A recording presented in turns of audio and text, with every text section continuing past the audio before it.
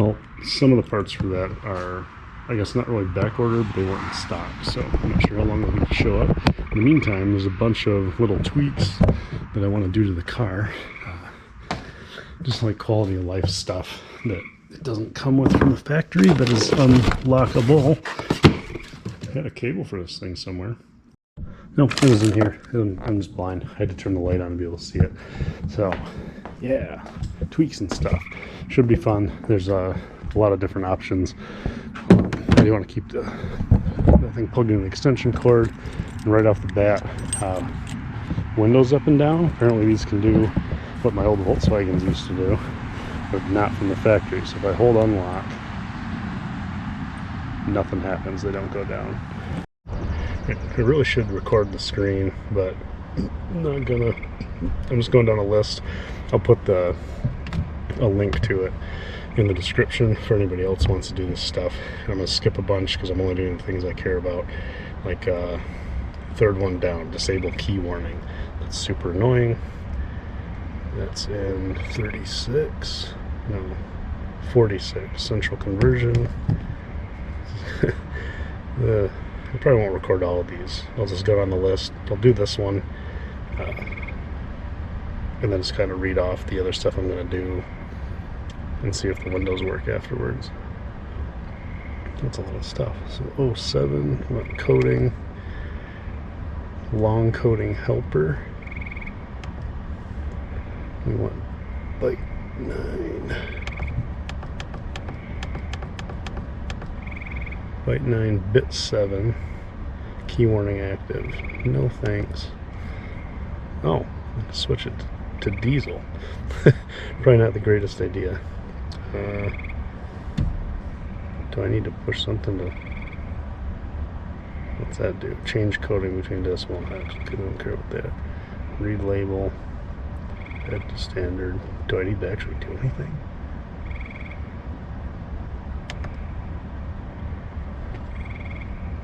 Oh, okay. And then it puts the code in there for you. Then you hit do it, and it does it. Cool. So going down the list, skipping over things I don't care about. Well, I'll just read them all off anyway. So you can disable the courtesy wipe when you do the wipers. You can disable the AMR corner lights. I don't want to do that because I like being seen. Key warning, got rid of it. You can get rid of the warning for the lights being on. Disable nav and phone messages while entering data at speed. This is America, so we're going to disable that bullshit. Seatbelt chime, and disable that because I always wear mine. Like I never fucking move the car without putting it on. Date display, I don't care. Upshift display. The center panel. Use drop down to active. I'm going to turn that on just to see what it is. Adaptive brake lights, I'm turning those on, so that will... Adaptive brake lights, they don't have enabled from the factory in the US. But then if you brake hard enough, it'll flash the brake lights to kind of get people's attention. I do like that on cars. I think it's important in a distracted driving era. Double disarm beep, don't care about that. Auto locking, don't care. Daytime running lights. So you can change the daytime running lights to use the front side markers, the high beams, the fog lights, the LEDs, which they are currently, side markers, and then you can add the tail lights as well. I'm not going to touch those. I like the LEDs out front, but it is nice if there's options. Oh, truck just passed 2 people out front, 3 people. Whoa. Fog lamp coming on same size as the turn signal. I don't know. I don't have the fog lamps in the bumper. I don't know if the headlights include a set, so I'm just going to leave that alone. I don't care. Front turn signals is parking lights. Yeah. Oh, gauge test needle sweep. I'll turn that on for fun. Hidden menu, we're turning that on. I'll go over it later. You can also enable it to import CDs to the hard drive. And people have put bigger hard drives in these cars. You just plug the damn thing in and it works, apparently. So I won't put a lot of CDs on it, but I'm sure there's a few laying around the house that would be fun to have in there for emergency use. Fog control with high beams. I'm going to leave that alone. Remote operation of windows, we're doing that. And then there's 2 parking brake settings. One, it'll let you release it without putting your foot on the pedal, and it'll let you release it without having the seat belt plugged in or clicked in. So I'm going to do those. You can enable the mirror tilt for when you put it in reverse. I'm going to do that. Even though it has all the cameras, they still like looking in the mirrors. VIM on MMI, I don't know what that is, so I'm leaving it alone. maybe I'll look it up. ADS to preset, so I can set the preset and say that, okay, whenever I turn the car on, no matter what, it's going to go to individual. That's what I normally use. It doesn't change on me anyway, but who knows. Headlight washer, there's another one. I hate those things. They just make your car dirty, realistically, especially if you wash it often enough. So it has 3 settings. It has a duration, it has a delay, and then a delay based on how many times you activate the regular wipers. So we'll get to see, well, I'll find out how often that is. Who cares? I'm going to set the interval to the biggest number it'll let me take. I'm going to set the timers, the duration, and the delay to 0, so hopefully they just never come on. There's a bunch of settings for come home time and ambient light thresholds and all this other garbage. Don't care about that. Or parking lights or heat step down. So it'll have a set amount of time. If you put the heated seats here, if you set them to 3, it'll step down to 2 after a set amount. I don't use heated seats that often because I run pretty hot anyway. But the next important one, massage shutoff time. I think it runs 5 minutes to start, and you can enter a number of seconds. My commute's a half an hour, and I always just keep clicking it on. So I think I'm just going to set them to half an hour, because it's easy enough if I'm like, wow, suddenly I don't want a back massage, I'll turn it off. I don't know when that's going to happen. And there's an intensity thing for level 1, 2, 3, 4, 5.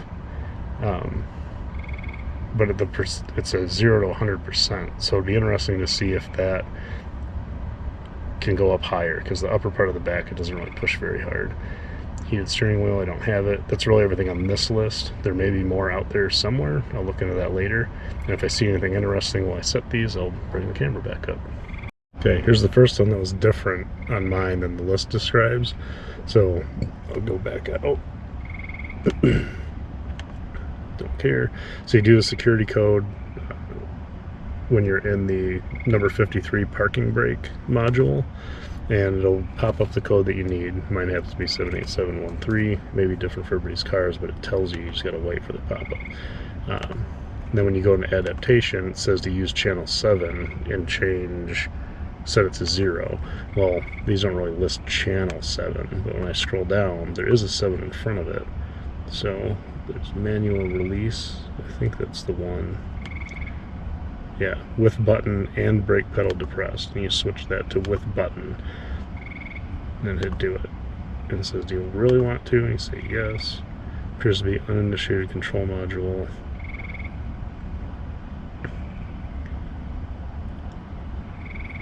Valid WC importer equipment data may be required.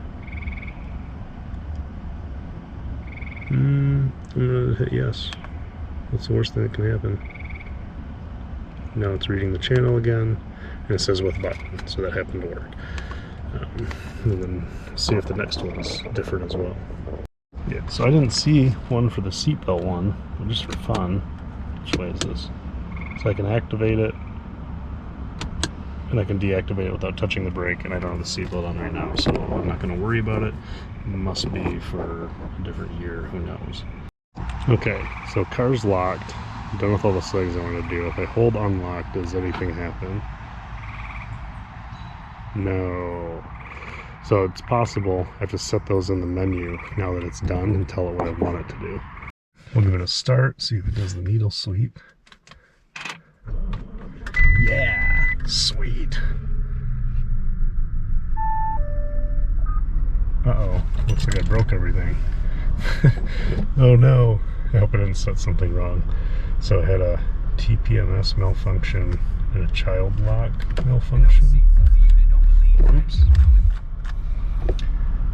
Okay, so now if we go to the car menu, there may be something here now. Vehicle settings maybe? Huh. Long press to open windows. Front windows, rear windows, roof. Let's do all of them and see if it works. And then I think I'll just set it to do the roof. I know we can change this anytime, right? Unlock doors, all trunk handle, blah, blah, blah. It doesn't have to close. So maybe it's just open and close. Whatever you set it to, it's going to close it to. Or maybe lock closes all of them, no or what. We'll find that out. I wonder if I can do it from inside the car. press unlock. Nothing happens, probably because we're running and we're inside the car. Let's try that again.